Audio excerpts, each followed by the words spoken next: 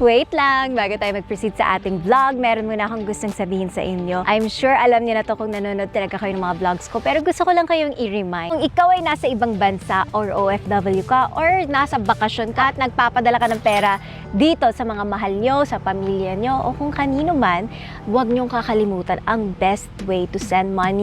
TapTapSend! It has zero transfer fees to banks and mobile wallet, great rate, and fast transfers. Within 5 minutes, matatanggap na agad ng pinadalhan mo ng pera ang iyong padala. Especially ngayon, ang dami nating crisis, kailangan talaga natin yung mga best options and this will really help you save money kasi alam ko, hindi madali kumita ng pera lalo na pag nasa abroad kayo at gusto niyo talaga syempre mapunta sa iyong mahal ang pinagpaguran nyo. Kung ikaw ay taga-US, including Hawaii, UK, UAE, Australia, Canada, and select European countries, i-download nyo na ang TapTapSend. Ilalagay ko yan sa description box and don't forget to use my code TAPIVANA para makakuha kayo ng plus $20 sa iyong first padala.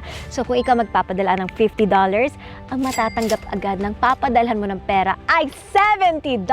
Ganon kaganda sa TapTapSend. Marami silang mga pasabog, marami silang mga surprises, at marami silang mga welcome gifts. Kaya naman, i-download nyo na and start using TapTapSend. Kasi ang tagal ko na ito mini-mention sa inyo and ang daming tuwang-tuwa sa TapTapSend. And I'm so happy kasi meron din tayong natutulungan ng ating mga OFW or yung ating mga Pinoy na nasa abroad na merong pinapadalhan dito sa Pilipinas. At alam ko marami kayo. Kaya ano pang inaantay nyo, i-TapTapSend mo na yan. Okay, ipapalik ko na kayo sa jeepney. Let's go!